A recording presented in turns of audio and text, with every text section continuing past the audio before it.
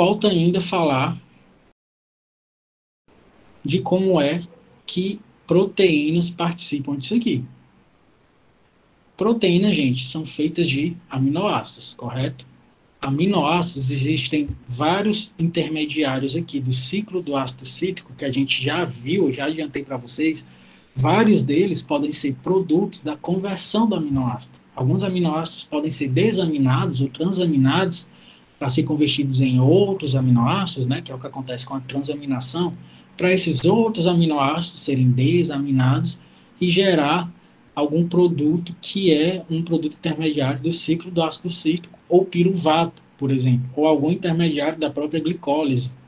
Isso não é o foco do nosso curso, né, já que a gente foca na integração do tecido adiposo, mas isso aqui também a gente não pode deixar de mencionar, não vou falar de um por um, mas a gente tem vários aminoácidos que podem ser convertidos em glutamato. O glutamato entra naquela conversão do isocitrato em alfa-cetoglutarato.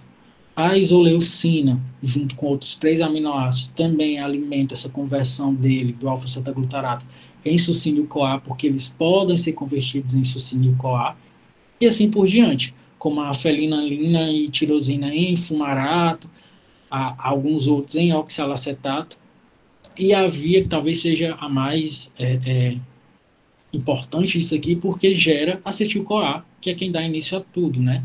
Que é quem a via que pega o triptofano, pode transaminar, gerando alguns outros aminoácidos que serão convertidos em piruvato, assim como a partir da leucina também.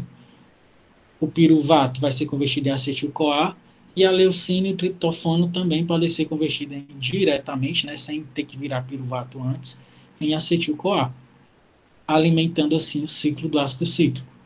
Isso aqui vai acontecer quando for necessário, vai acontecer sinalização para isso, né? E a sinalização vai estimular essa demanda por transaminação ou por desaminação desses aminoácidos também. Isso geralmente vai acontecer, geralmente não, isso vai acontecer quando esse organismo não estiver alimentado, estiver no período interdigestivo ou jejum, por longos períodos de tempo, e houver demanda metabólica para isso. Não só para manter meramente aquela glicemia de jejum, mas se durante esse período de glicemia de jejum houver um estímulo para fazer exercício, por exemplo, ou houver um estresse de alguma forma, de alguma forma o ciclo do ácido cítrico vai ter que ser alimentado, vai ter que ter seus intermediários aumentarem para poder esse ciclo girar mais, sem depender tanto da glicólise, já que nesse momento a glicólise vai estar sendo o quê? Inibida,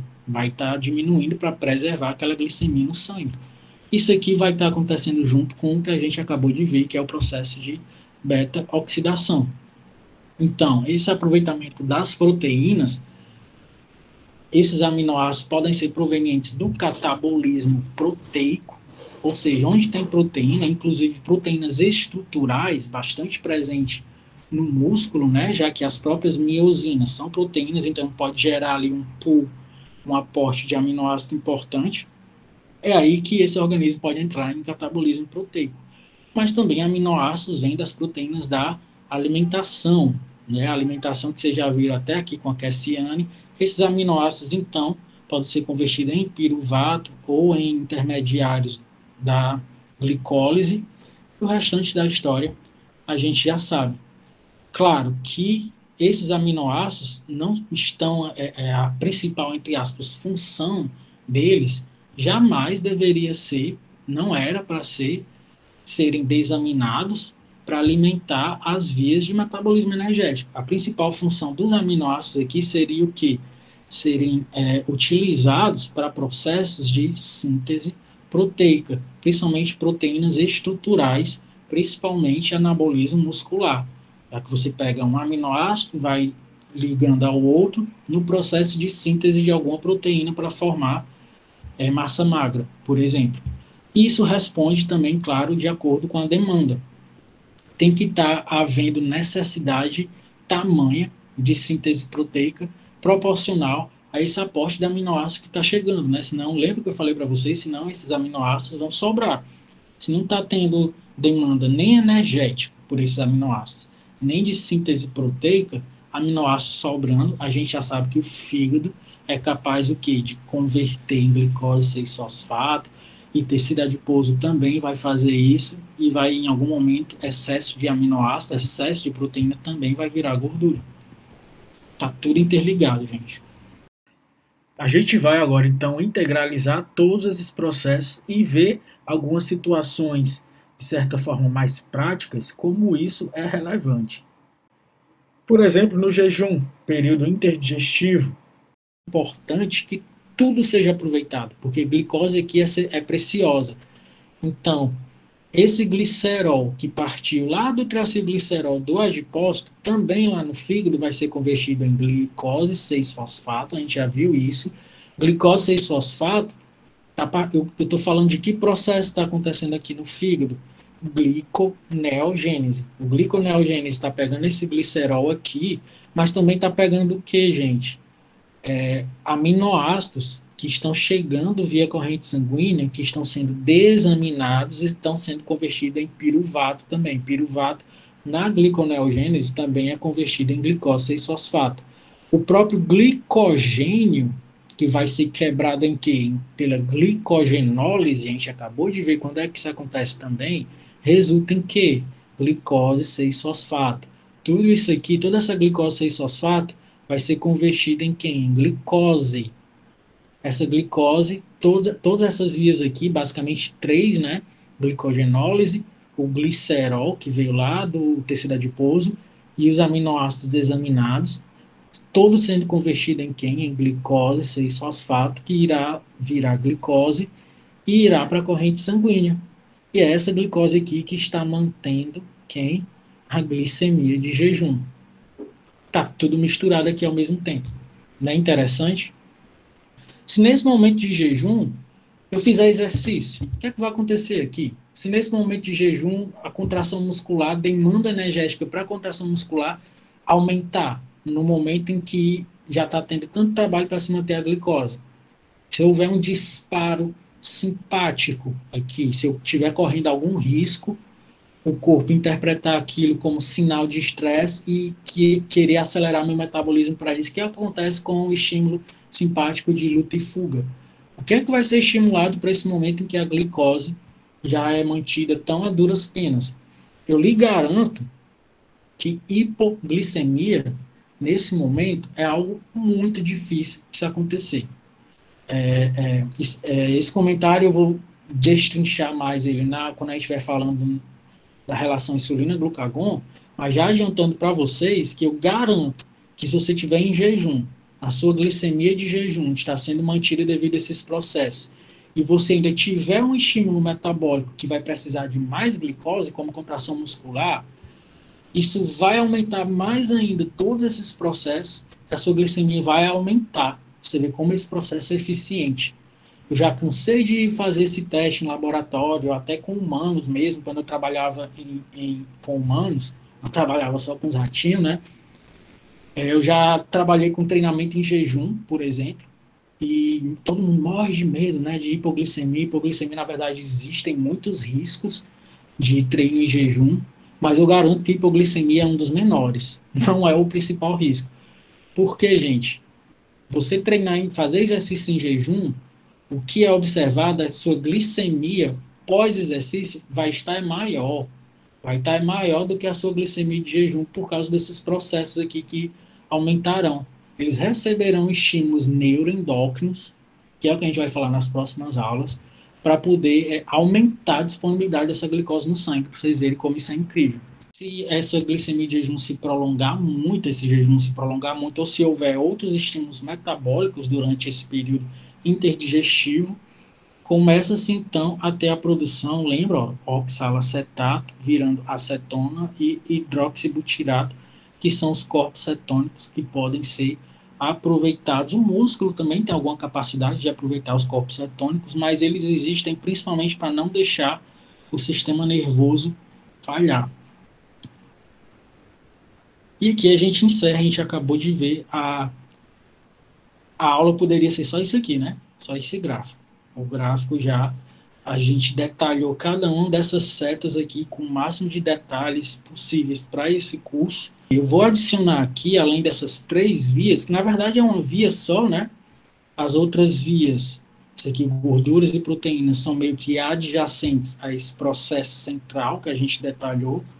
Lembrando que existe aquela via, não sei se vocês lembram da TPCP, fosfato creatina, uma reação rápida que pode contribuir rapidamente para essa ressíntese de ATP, além dessas outras mais demoradas, né?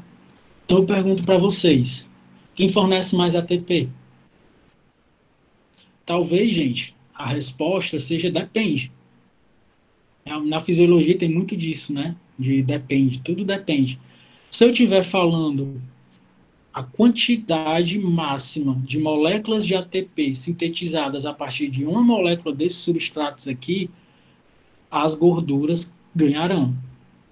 Uma molécula de ácido graxo ou uma molécula de triacilglicerol, por exemplo, tem uma capacidade enorme, vai sintetizar muito, a partir delas, muitas moléculas de ATP podem ser sintetizadas.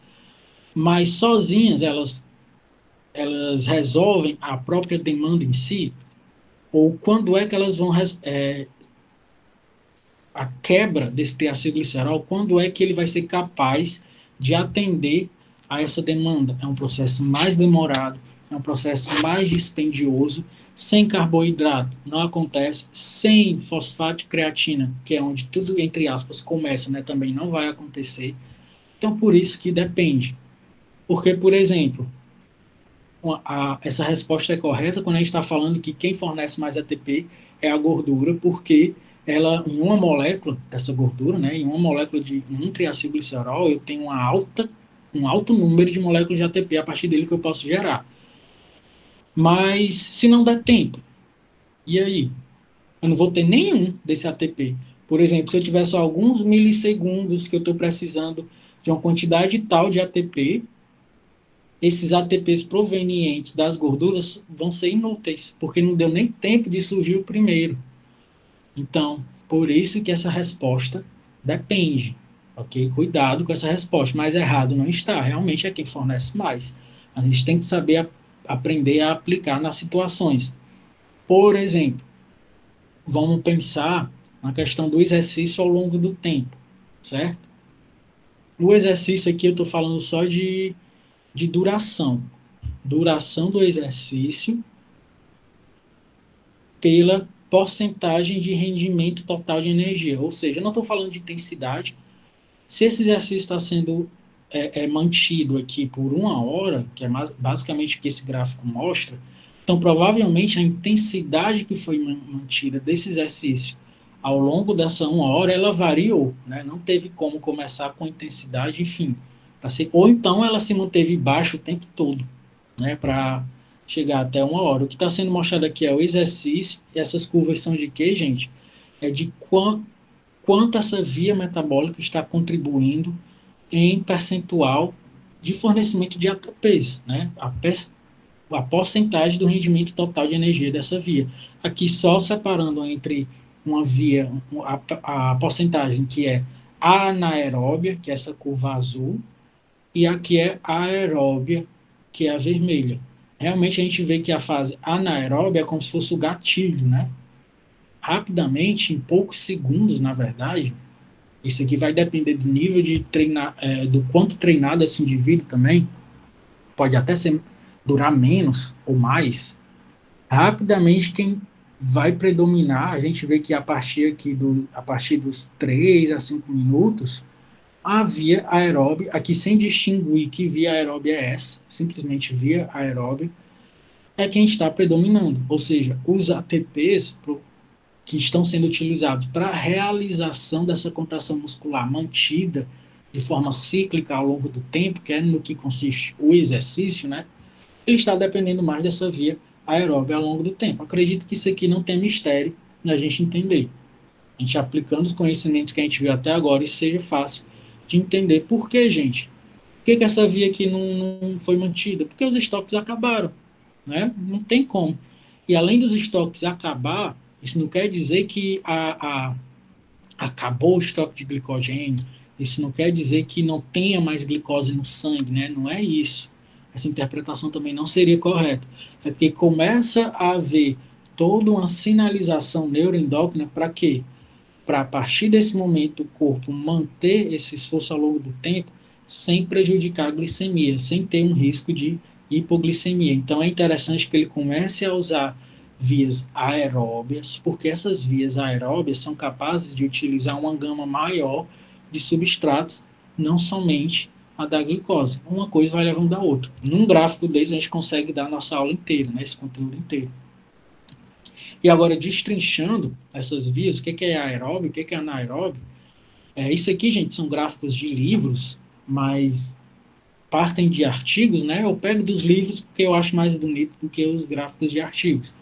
Mas acreditem, isso aqui é dado científico, não é somente didático, não. Isso aqui é feito com base em meta-análises, que pega médias, enfim, são dados científicos. Isso aqui é fato.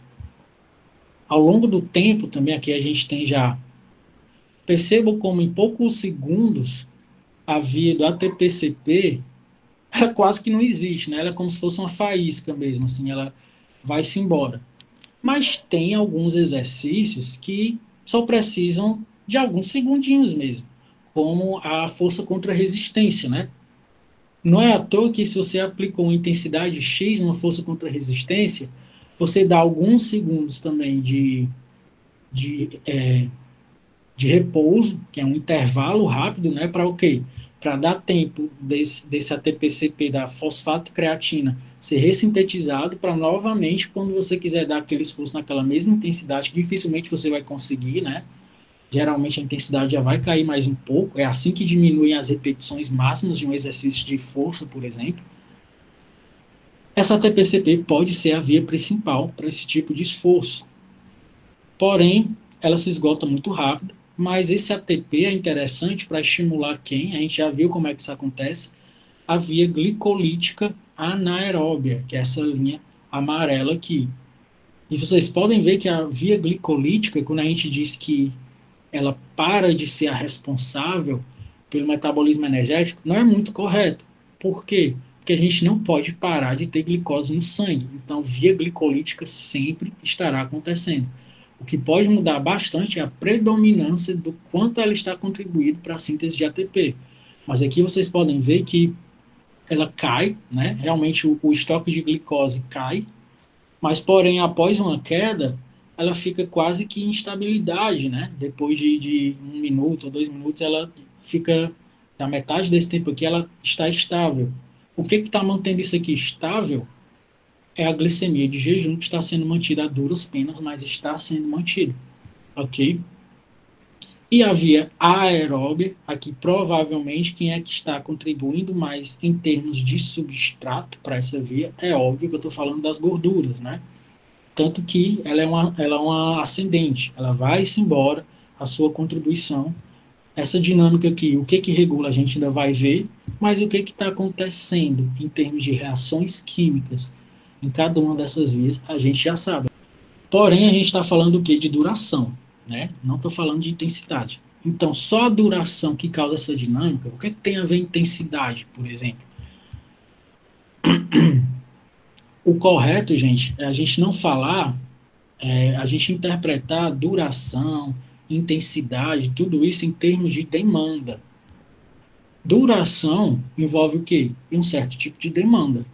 Quanto mais tempo aquele esforço está sendo mantido, mais demanda, um certo tipo de demanda ele está gerando.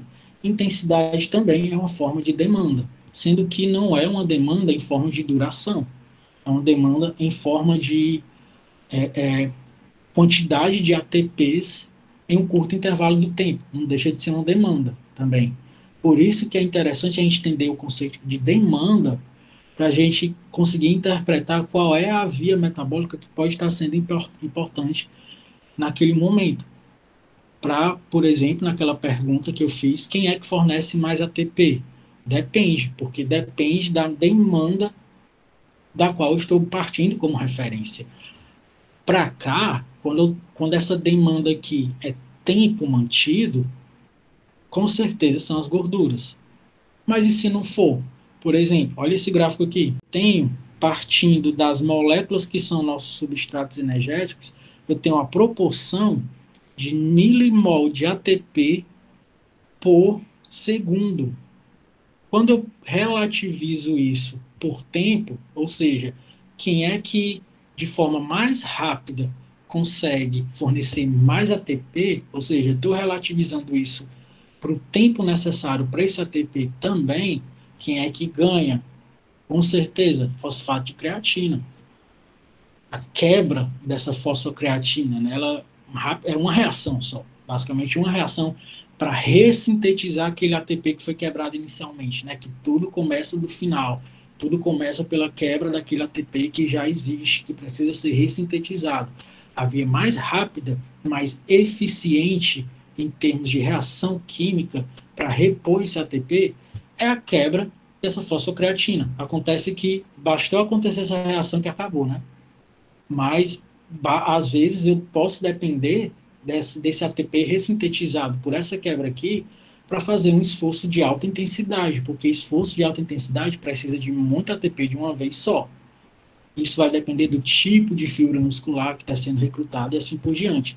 Se a gente seguir esse raciocínio por aproveitamento, relativizando por tempo necessário e o quão dispendiosa é esse número de reações químicas para gerar esse ATP, depois dessa via, a gente tem a glicólise, que é bem rápido também, né? Muito rápido. Isso aqui é a glicólise, a fase anaeróbia. Ele separou aqui glicólise só com relação à glicose anaeróbia. A fase aeróbia seria a oxidação dos carboidratos, ou seja, a fase aeróbia, que compreende todo o processo. A gente já vê que ela já não é mais tão eficiente se eu estiver precisando de muitas moléculas de ATP de uma vez só. Eu preciso ter um tempo para isso, então se eu quiser manter, imagina uma intensidade de esforço, de contração muscular, que precisa de muito ATP de uma vez só.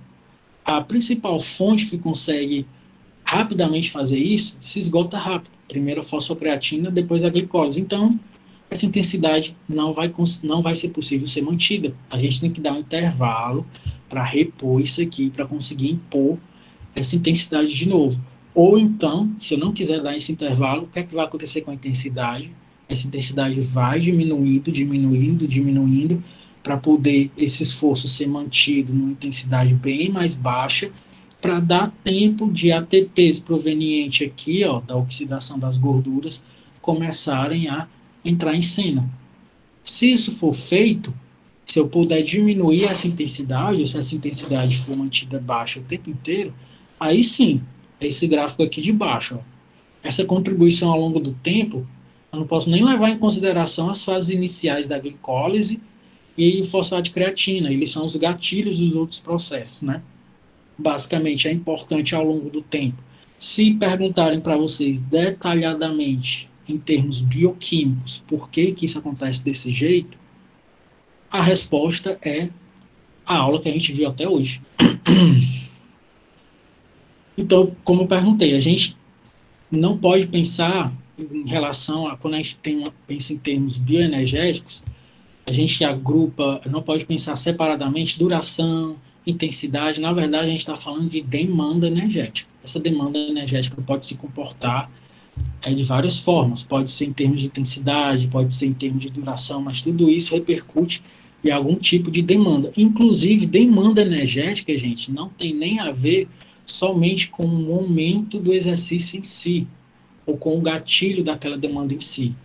Ou seja, devemos levar em consideração para essas vias predominantes, se eu quiser manipular, por exemplo, essas vias, se eu tiver, por exemplo, se eu for um nutricionista ou um profissional da educação física e eu tiver um cliente que eu queira, através de alguns protocolos que eu passo para eles, ou alguma dieta, eu queira manipular do ponto de vista de vias bioenergéticas dele, o quanto ele está utilizando de carboidratos e de gorduras para gerar energia. Eu devo pensar só no durante da realização daquele exercício, por exemplo? O que é que vocês acham? O que é que vai acontecer? O que é importante a gente ver também? Falando do exercício, né, que é algo que eu acredito que todo mundo seja capaz de vislumbrar, assim, em termos práticos. Uma intensidade baixa, ou seja, no exercício aeróbio leve, todo mundo sabe que é VO2, VO2 máximo, né? Isso aqui, esse VO2 com pontinho, eu estou falando da taxa de troca, do quanto de VO2 está sendo consumido. Aqui, gente, nesse gráfico que eu estou tendo ao longo do tempo, eu estou tendo o consumo desse VO2, né? A taxa de consumo desse VO2 ao longo do tempo, durante o exercício e após o exercício também. Aqui, esse exercício é considerado aeróbio leve porque está abaixo, bem abaixo do nível de déficit de oxigênio, que seria aquele nível, se eu ultrapassar ele, eu começaria a depender, para manter esse exercício ao longo do tempo, eu começaria a depender de vias não aeróbias, né, anaeróbias, mas aqui não está sendo necessário, está abaixo dessa linha, que é o que a gente chama de VO2 steady state. Aqui, essa mesma taxa de consumo de oxigênio consegue ser mantida sem comprometimento dessa intensidade. Em função disso, essa intensidade tem que ser aeróbica ou leve. A gente tem como calcular esse VO2 durante o exercício, porém, depois que eu paro o exercício, o foco que eu quero dar aqui agora é depois do exercício, o que é que vai acontecer? O que é que foi consumido durante o exercício que pode continuar provocando efeitos do ponto de vista metabólicos e bioenergéticos, mesmo depois que eu parei de fazer exercício? Basicamente, a ressíntese e a reposição dos meus estoques energéticos que foram utilizados durante esse exercício, correto? Porém, se ele foi um exercício aeróbio leve, a via aeróbia se manteve estável, né, durante a prática dele. Então, o VO2, o consumo de oxigênio durante a recuperação baixa rapidamente. Aqui você pode ver que você tem uma queda do VO2 bem rápida, o que a gente chama de componente rápido, e por pouco tempo ele se mantém alto. Ou seja, o que isso aqui nos informa? Se esse VO2, a taxa de consumo de oxigênio, não se manteve alta por muito tempo após o exercício, isso quer dizer que eu não consumi muito dos meus estoques, em termos de glicogênio, em termos de catabolismo proteico, eu não quebrei muito os meus estoques, certo? Eu quebrei alguma coisa, fosfato de creatina, enfim, os estágios iniciais das vias bioenergéticas, rapidamente eles serão repostos, eles serão ressintetizados. Por que, que o VO2 não baixa de uma vez? Por que, que ele se mantém alto um pouquinho depois? Como eu falei para vocês, eu destaquei em cada uma das vias bioenergéticas que a gente falou, eu destaquei a síntese também, né? Como é que esse glicogênio, de onde é que ele vem, o que que produz ele, como é que esse tecido adiposo é sintetizado também, e todos eles, em algum ponto, consomem energia. Tem alguma molécula de ATP, e isso vem para a nossa compreensão na nossa primeira aula a respeito daqueles processos exergônicos e endergônicos. Nesse momento aqui, eu preciso quebrar algumas moléculas de ATP, mesmo não estando mais fazendo esforço em termos de exercício físico, eu preciso quebrar algumas moléculas de ATPs para transferir SNP para os meus estoques, que é a minha forma de estocar energia, principalmente glicogênio, tecido adiposo, mas que aqui não foram tão comprometidos, né? À medida que eu aumento essa intensidade, mesmo que ainda no nível aeróbio, mas aqui eu já vou de moderado a intenso, não é mais leve, porém ainda abaixo do meu déficit de oxigênio, como é que eu sei que a intensidade aumentou? O VO2 já aumentou, mas eu consegui manter nesse steady state aqui, mas a demanda energética já aumentou e ela foi mantida ao longo do tempo. A gente vê que o VO2 da recuperação, ó, já se manteve mais alto por muito tempo. Isso quer dizer o quê? Eu já consumi mais dos meus estoques, porém, para eu repor os estoques, a reposição dos estoques, o processo de as reações químicas responsáveis por formar os meus estoques do ponto de vista de substrato energético, também é uma demanda energética em si, gente. Também precisa de energia para isso. Nesse caso aqui, aumentou um pouco, porém chegou um ponto que voltou aos níveis basais, né, de antes do esforço. Mas o componente rápido que se manteve e o componente lento dessa descida do VO2 já o componente lento já durou mais, enquanto no aeróbio leve só teve praticamente o componente rápido, né? Só teve a queda rápida do VO2, o lento praticamente não teve. Se aumentar a intensidade, o componente lento já aumentou. Isso quer dizer o quê? Aqui eu já consumi mais glicogênio, aqui eu já tive mais alguma quebra de triacilglicerol que depois vai ser estimulado a sua recompensação e tudo isso no pós-exercício, nos períodos de recuperação, a gente entra em que estado, gente? Principalmente se esse indivíduo se alimentar, entra no período absortivo. A própria absorção dos nutrientes envolve transportes, envolve enzimas, um monte de trabalho que consomem ATP e a própria ressíntese do que foi quebrado também consome ATP. Se consome ATP, está tendo uma via energética aqui predominando. Tanto que o VO2 continua um pouquinho alto ainda, mesmo depois do exercício, que é o que demonstra aqui. Vamos pensando nisso. E agora vamos lá. O exaustivo all out, né, que é tudo aeróbio e anaeróbio junto. O que importa aqui é o máximo de intensidade que esse indivíduo conseguir manter e essa intensidade pelo máximo período do tempo. Com certeza essa intensidade vai ser no período de tempo menor, mas ele irá ultrapassar o déficit de oxigênio. Então eu tive um período aqui de demanda energética do exercício que excedeu o VO2 máximo, então tive uma altíssima contribuição aqui de vias anaeróbias. Então aqui teve o quê? Teve lactato, teve gliconeogênese a partir desse lactato, teve provavelmente esgotou boa parte dos estoques de glicogênio, talvez até do glicogênio hepático desse indivíduo, depende do quanto ele conseguiu manter nessa intensidade alta ao longo do tempo também. Catabolismo proteico, a gente acabou de ver por que isso acontece, ou seja, aqui teve tudo que é de conversão energética foi quebrado aqui. Não é à toa que, olha o componente lento, basicamente nem volta ao normal, ele se mantém mais alto durante todo o período da recuperação. Isso aqui, gente, se traduz em quê? Onde é que eu estou querendo chegar com essa história? O metabolismo basal está aqui, ó, no componente lento. O VO2 da recuperação é o VO2 do metabolismo basal dessa pessoa.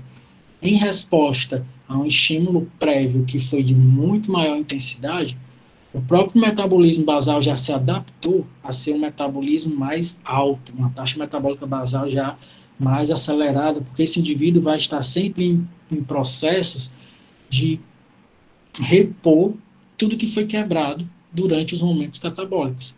Se isso acontecer, esse estímulo de exercício de alta intensidade vier logo após o metabolismo ainda estar aqui na fase de recuperação, isso só vai se somando. E esse metabolismo basal acelerando. Esse componente lento não volta aos níveis abaixo que estavam antes da adaptação. O VO2 da recuperação está constantemente mais alto. Isso é sinônimo de metabolismo basal sendo adaptado. Por que eu estou destacando isso?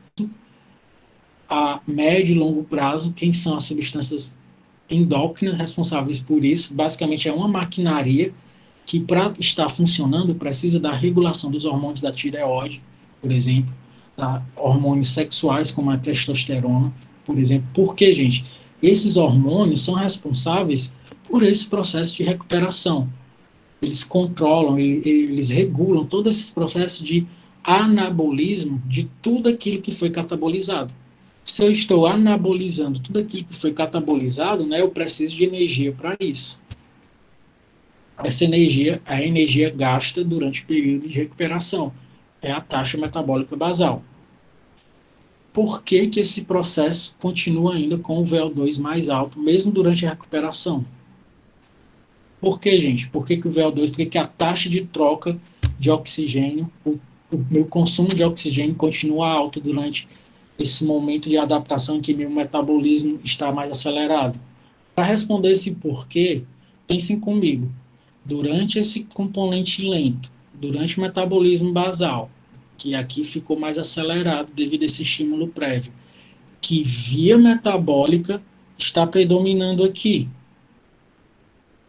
Aeróbia, anaeróbia, é glicólise, é beta-oxidação. O que está predominando aqui, gente?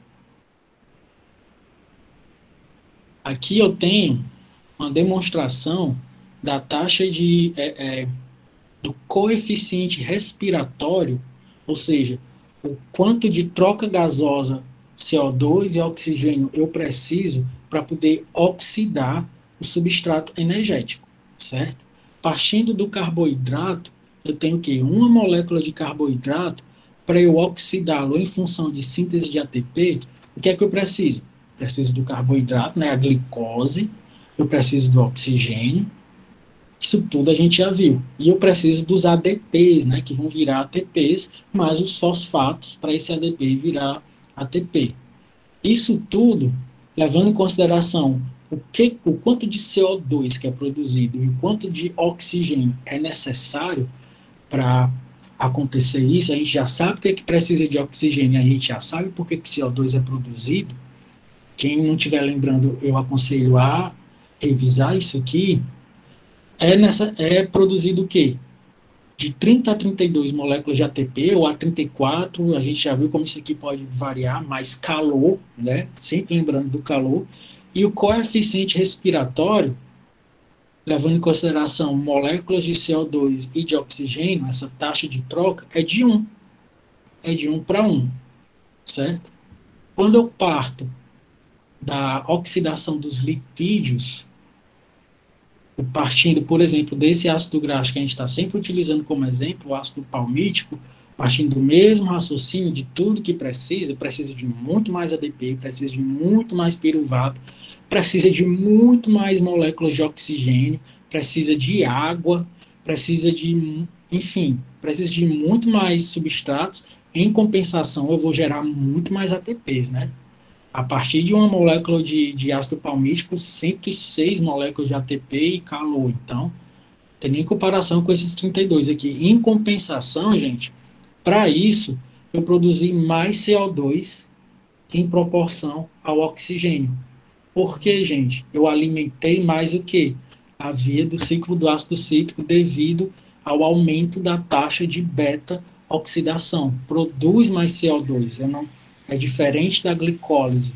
A gente sabe que o CO2 é produzido ali, no ciclo de Krebs. O ciclo de Krebs ele é proporcional à beta-oxidação. Se eu estou oxidando lipídio, então a minha taxa, quando eu comparo o que eu tive que expelir de CO2 com o que eu consumi de oxigênio, o meu coeficiente respiratório é abaixo de 1. Olha a importância da interpretação disso aqui. Eu não estou dizendo que eu tive que consumir mais oxigênio porque eu preciso de mais oxigênio para poder ter mais ciclo de Krebs, para poder ter mais cadeia transportadora de elétrons. Não é isso que eu estou dizendo. Eu estou relativizando. Isso quer dizer o quê? Que a taxa de moles de CO2 gerado, o metabólito respiratório disso, que é o gás carbônico, por moles de oxigênio consumido localmente, é desproporcional. Isso faz com que eu precise manter a minha respiração, meu fluxo respiratório mais acelerado durante momentos em que a oxidação lipídica esteja acontecendo. Porque essa taxa não é somente devido a, numericamente, a maior produção de ATP, não. É porque a oxidação lipídica, ela produz mais lixos mesmo, ela produz mais gás carbônico. A respiração, a minha taxa respiratória aumenta mais em função de eu colocar para fora o tanto de CO2 que é produzido devido ao grande estímulo da beta-oxidação. E onde é que eu estou querendo chegar com isso aqui? Eu mostrei para vocês que o VO2 dessa respiração aqui se mantém elevado. A minha taxa respiratória se mantém elevada.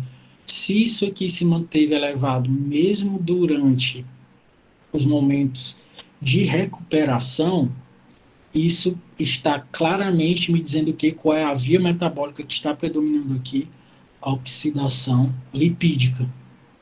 Estão entendendo onde é que eu quis chegar com toda essa história comprida, para vocês terem propriedade para dizer o quê? que a gente não pode se preocupar só com a duração, com a energia gasta durante a realização do exercício. Essa intensidade aqui, gente, pode ter sido num curto período de tempo. Se eu relativizar o quanto de ATP foi necessário aqui, eu não precisei nem queimar gordura para realizar esse exercício aqui. Ele foi muito intenso e muito rápido. A contribuição da via lipídica para isso aqui não foi importante.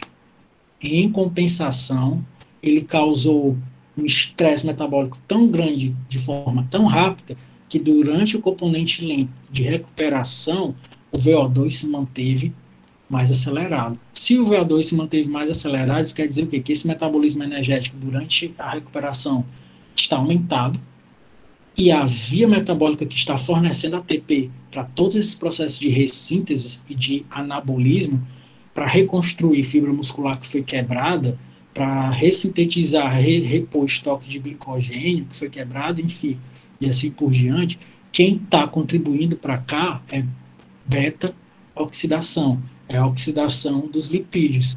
Então, isso aqui, a longo prazo, se estou falando de metabolismo basal, isso vai permitir que esse indivíduo perda tecido adiposo, emagreça? Claro, muito.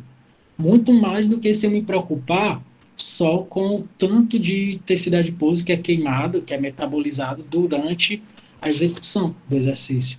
Eu pensar a longo prazo, eu pensar em recuperação, é muito mais interessante se eu estou pensando em modular metabolismo basal. Porque metabolismo basal, durante o metabolismo basal, a via metabólica predominante é a oxidação dos lipídios.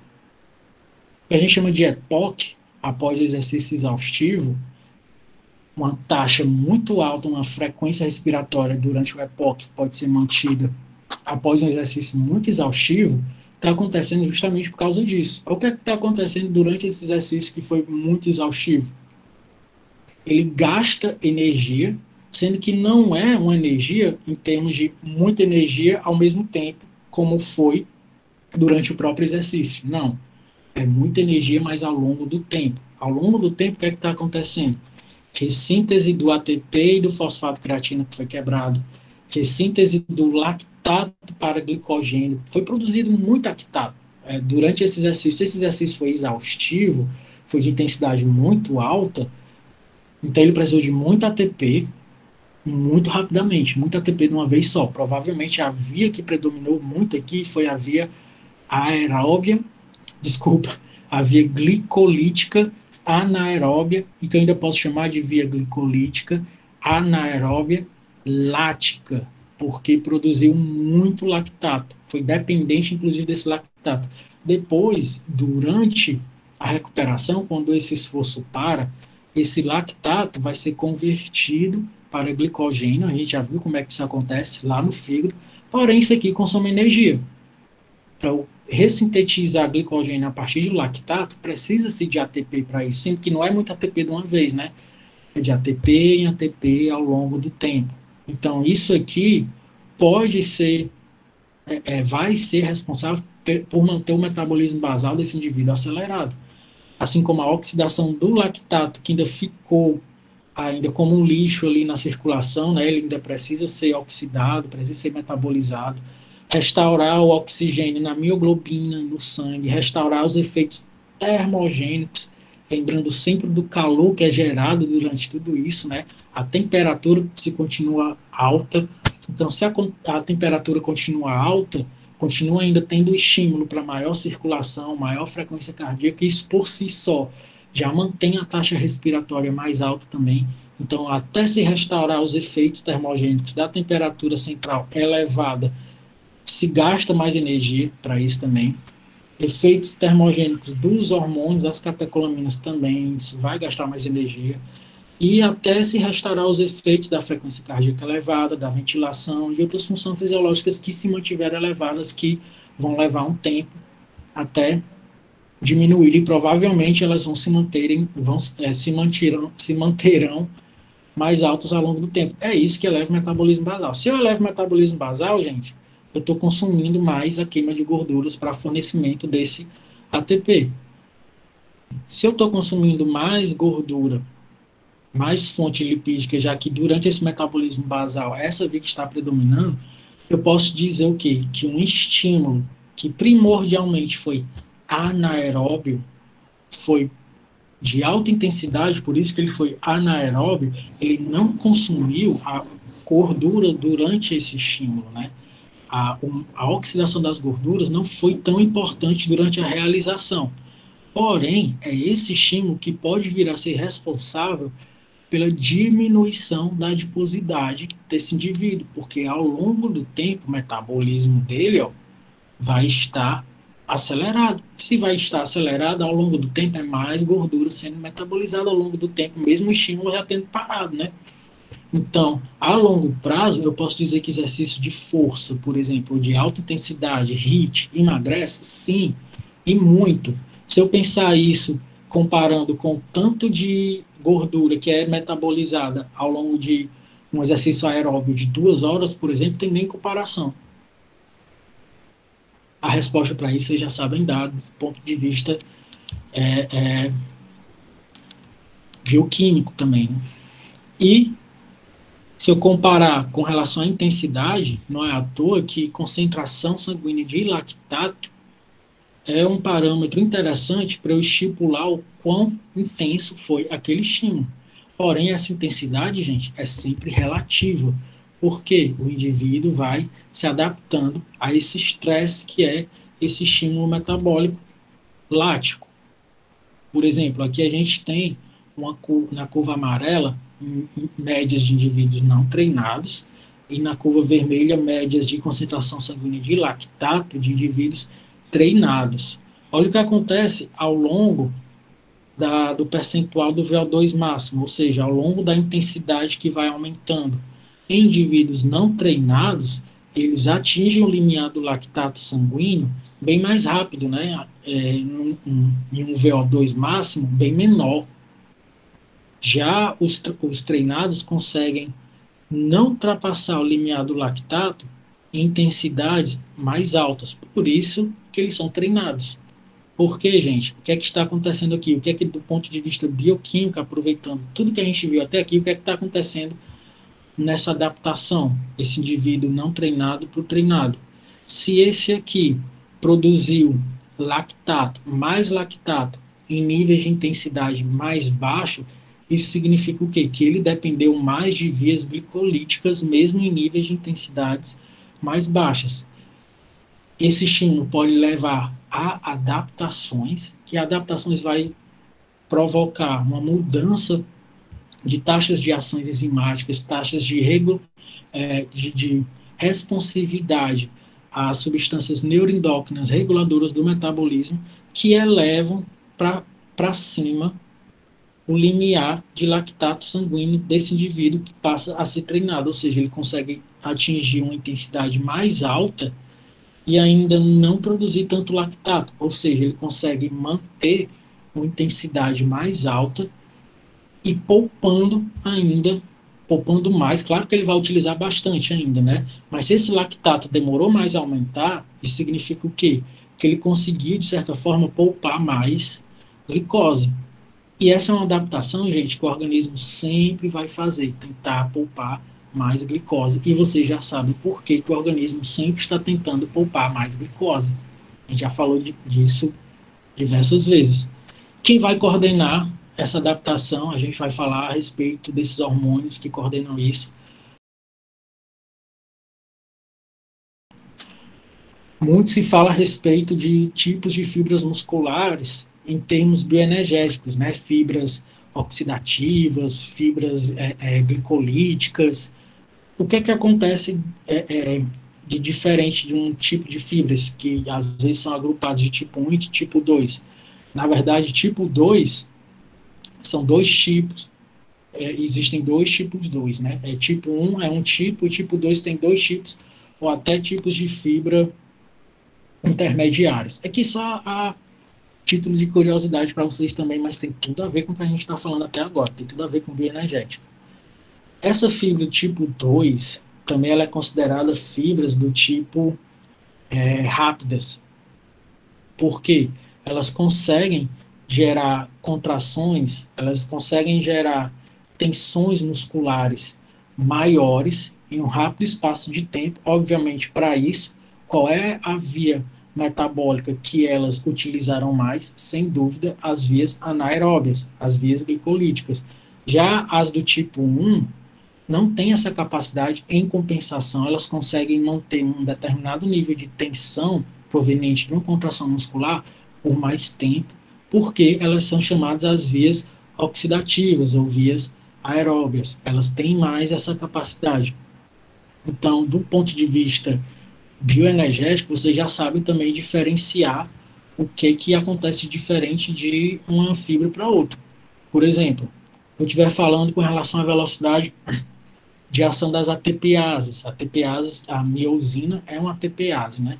Então, se uma miosina tem uma velocidade de ação muito rápida, ela quebra a ATP, ela tem ela quer gerar pontos cruzados, ela quer repor as pontos cruzados para gerar mais tensão, provocar mais contração muscular mais rápido, ela precisa de mais ATP mais rápido, já que ela está quebrando ATP para isso.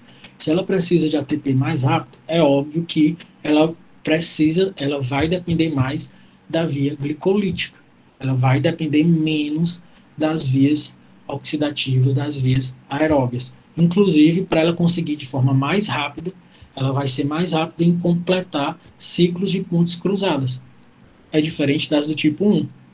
As do tipo 1, elas não têm essa capacidade, ela não tem uma velocidade em completar ciclos de pontes cruzadas tão pronunciadas. Em compensação, elas conseguem manter esse ciclo por mais tempo. Por exemplo, fibras da musculatura lisa, por exemplo, consegue manter por muito mais tempo. Ela tem uma capacidade oxidativa muito maior. Novamente, a resposta para isso está na demanda. O que é que eu estou falando? Duração, estou falando de intensidade. Isso tudo resulta em quê? Em quanto de ATP e por quanto tempo. Sempre em termos de demanda. Não é à toa que na do tipo 2, a principal reguladora, né, a principal determinante da capacidade metabólica dessa fibra é aquela enzimazinha que a gente viu lá na glicólise, que é a fosfofrutaquinase, a PFK. Enquanto das do tipo 1, quem vai limitar mais não é nenhum enzima. Na verdade, é o próprio suprimento sanguíneo, porque é o suprimento sanguíneo que leva oxigênio para essa via.